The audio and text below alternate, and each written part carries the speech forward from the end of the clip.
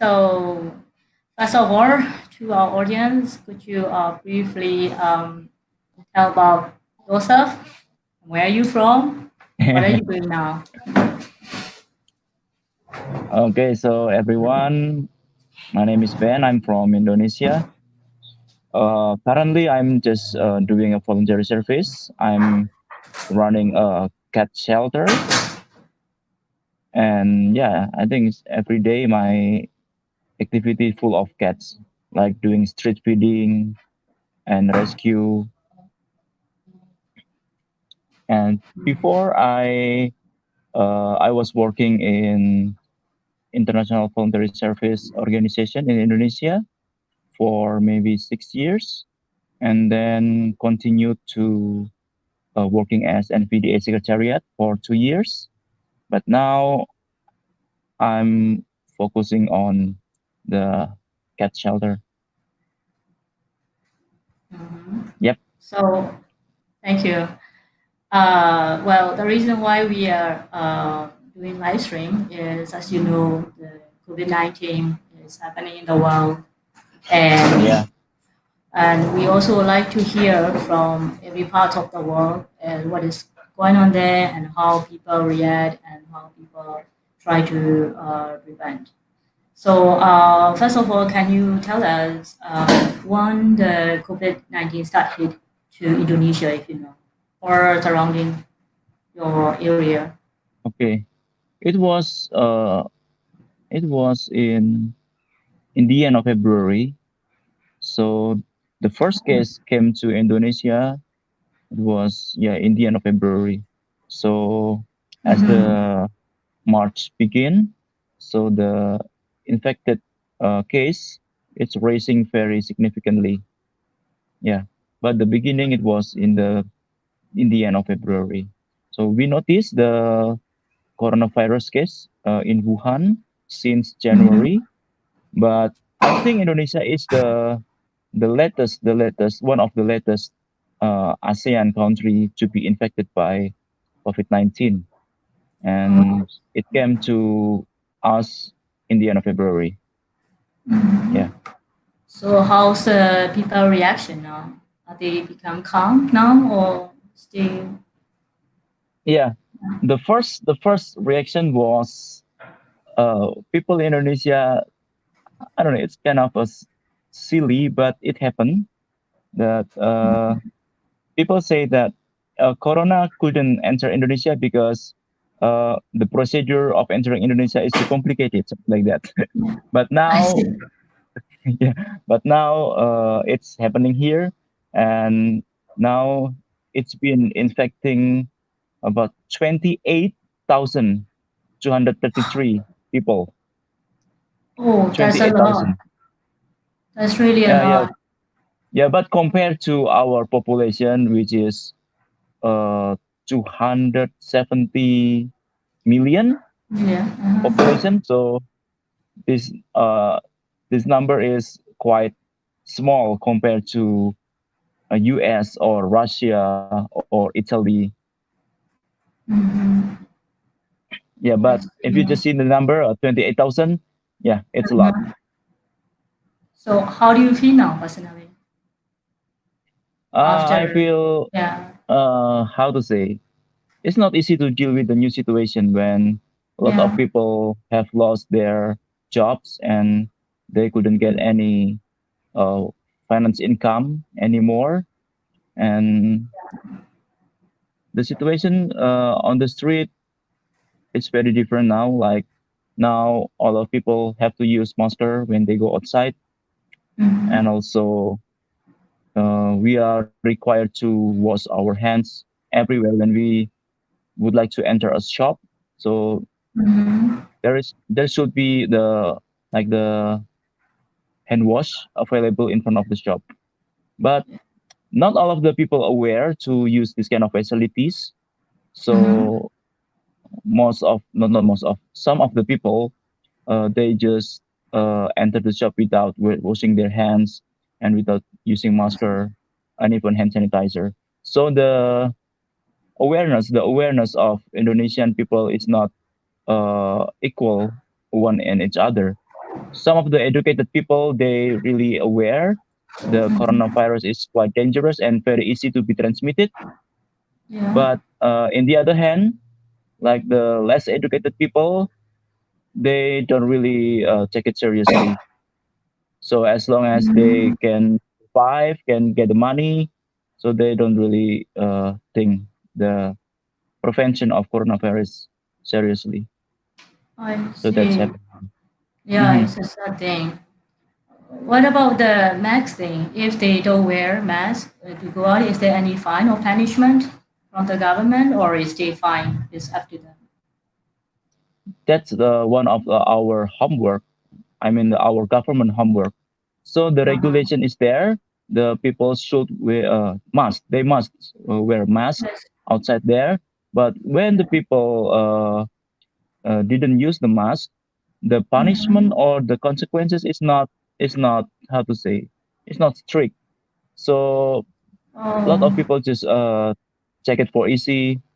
But some Mm-hmm. some in Jakarta, I mean, like in the red zone, in the zone that really happening the coronavirus, it's quite strict. So when the people go outside without masker, and then Mm-hmm. the police or the other person who in charge to how to say, to give the reminder to the people, Yes. they ask the people Mm-hmm. to go back to the home, or they Mm-hmm. provide free masker for them. I see. Well, I'm asking Yeah. because in Myanmar now we haven't seen the local case over a week, and what we see is that when we go out, some people they start not wearing masks, and Mm-hmm. yeah, and they have less awareness. Of course, they know that COVID-19 is the in the world still exists, and people don't start not wearing it. So I hope it could be Yeah. the one of the awareness from this life. Yes, Mm, that's true. yeah. So, And mm, one of the problem here is it's mhm, quite difficult to make people understand about the importance of using masker, and also to keep the physical distancing. yeah. For example, we just experiencing the Eid Mubarak after Uh-huh. Ramadan for 1 month. So they celebrate Yeah. Eid Mubarak. So people are Mm-hmm. questioning why the government closed the mosque, why government is not allowing us to pray in the group, while in Mm-hmm. the other hand the government opened the shopping mall and the other market. So this kind of question Mm-hmm. that's emerging from the people who doesn't really understand about why we forbid kind of a group gathering, something like that. I see. So it's difficult to make the, how Mm-hmm. to say, people who only have, how to say, a narrow knowledge about religion. Mm-hmm. They think that as long as it's for religion, so the government should allow them to do their praying, something like that. But they doesn't really understand that actually they can also pray at from home. Mm-hmm. And why the shopping mall is open, why the market is open, because a place when it's a place where they can buy food and the Mm-hmm. other needs. If the Yeah. market and shopping mall closed, so yeah, so they cannot get what they need. This kind of thing that Mm-hmm. it's difficult to explain to the people who still think like that. That's right. Hmm. That's right. Yeah. So you said you have markets and shopping malls are open now. What about the It's still restaurant up. and the food store? Is it Yeah, also it's open open. there? It's open. Yeah, some of Um, the restaurants, they only serving like a takeaway. Takeaway, yeah. Mm-hmm. Yeah, I see. but Is there any some local regulation? shop, Uh-huh. no, there's no regulation, but it's based on their own awareness.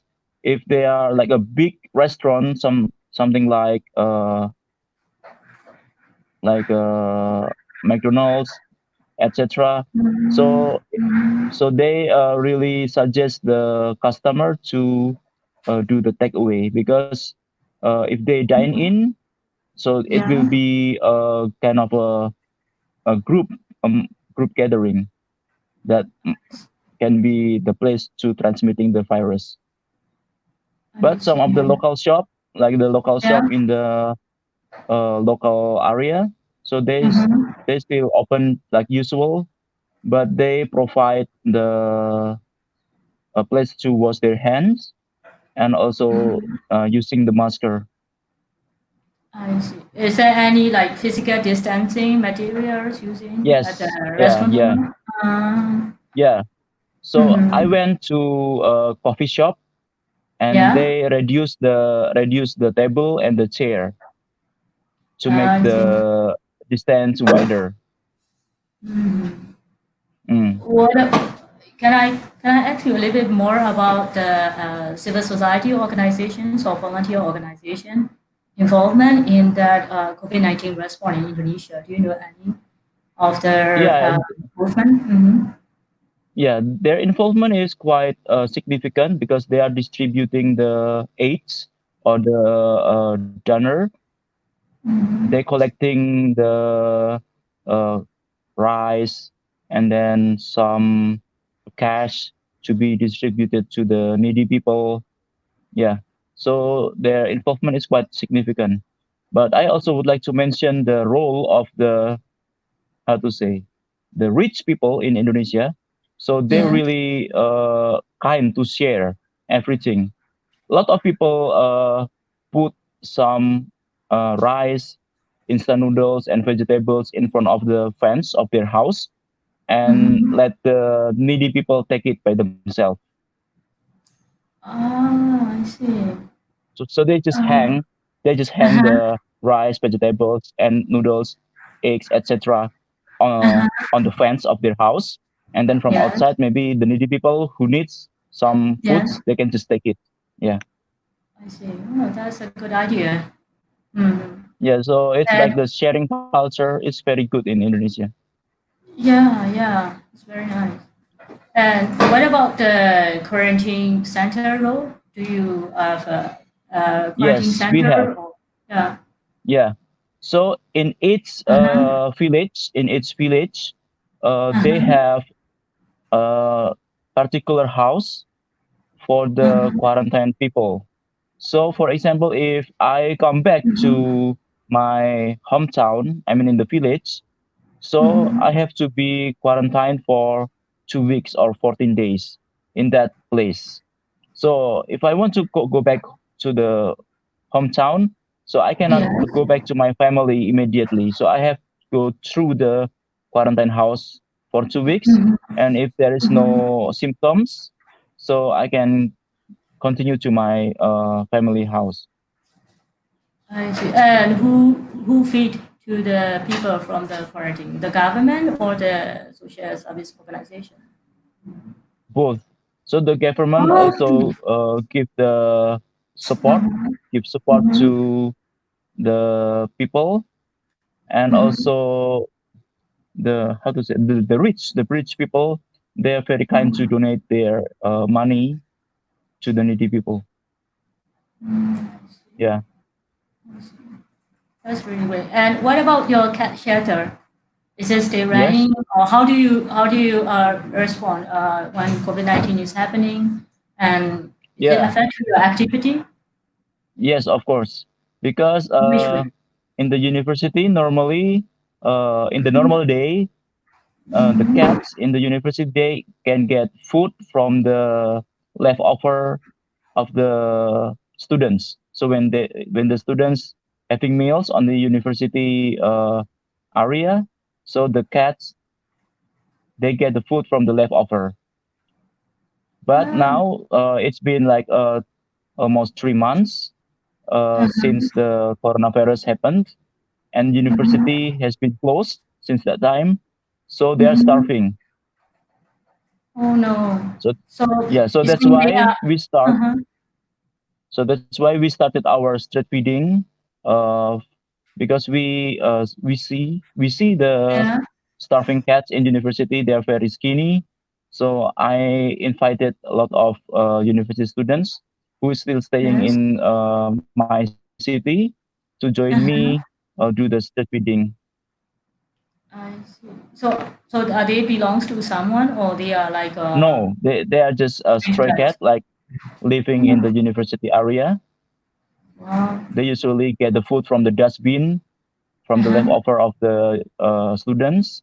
But now the university is empty, so there is Mhm. no more food in the dustbin. So they're just starving. So we came to the Oh, university to give them food. I see. I see. Do you also take care of the sick cats in your shelter as well? Yes, yes. As you see in my bag here, so Mm-hmm. I prepare a lot of medicine like this. Yeah, Uh-huh. Scabies. Uh-huh. yeah. Oh. So when we see the sick cat on the Uh-huh. street, so we if we can uh, do the treatment on the spot, we will do the treatment on the spot. But if the cat needs like the further treatment, so Yes. we will rescue them to our shelter. I see. I like to give you the one example related with the COVID-19 and the pets in Myanmar. In Myanmar, one of our COVID-19 positive case person has a pet, and then Mm-hmm. the organization like you take care of the dogs and the cat as well. So because some people thinks that the cats and dogs can also infect or may not from COVID-19. So the dog also has to be quarantined. In Myanmar, it's 21 days. So Mm-hmm. is yeah, that's why I'm asking whether you also take care of any sick cats there. And do you have a clinic as well, like animal No, clinic no, in no. the shelter? So we don't have the clinic yet, but we have a partnership with some animal doctor or vet.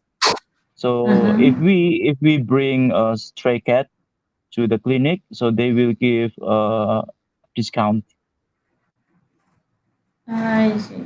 Yeah, And most of the cats are from the university, right? So the university most is of still the cats closed. from the mostly the sick cat, they come from Mhm. the traditional market. I see. Yeah, because So a what? lot of people jump Mhm. there. They jump Yes. the kitten on the Mhm. market, on the traditional market. I see. So what about the university now? Is it stay closed or is it in a Still holiday? close. And when I Mhm. asked one of the officer in university, they're still not sure when the university will be open again because the case the number of the case in Indonesia now Yeah, still rising. So we still cannot say we are ready to open the university now. I see. Uh, so what about the international flights? Is it stay closed in Indonesia? No. Uh, I'm not sure. I haven't checked. I haven't checked the international flight, but I think some flight they are available, but it's very restricted. Okay. I think in the policy, Uh-huh. to be able to fly, we should prepare some health documents Mhm. and also the official letter that we really have to go. So if we Okay. just go for something not really urgent, so we Mhm. cannot do that. So if you want to go, for example, I have to go to Kuala Lumpur, so I have Yeah. to submit my health certificate and also the official letter why I have to go there. Oh, see, you mean even from one island to another? I Yeah, see. even in the Mhm. local scope. So if I have Yeah. to go from Semarang to Jakarta, I have to provide the Mhm. official letter why I have to go there. Mhm. And do you have any plan for the future? I mean, for your organizations, cat shelter, Oh yeah, yeah, for yes, of yourself. course. So as COVID-19 is calming down and the international flight is open again, I would like to register my cat shelter project to IVS organizations so we Mhm. can host the work camps and also LMTV for my cat shelter. That's great. That's great. And do you also have any other questions or comments, special comments to share with us? Stay Please do strong. yes. Uh-huh. Yes, stay strong, stay safe, and don't forget to help each other, even animal. That's, thank you very much for You're welcome. accepting our invitation and giving the time. And let's keep in touch. You're welcome. Okay, thank you. Okay, have a Thank nice you. day. Have a nice day Bye. too. Bye bye. Ta-ta.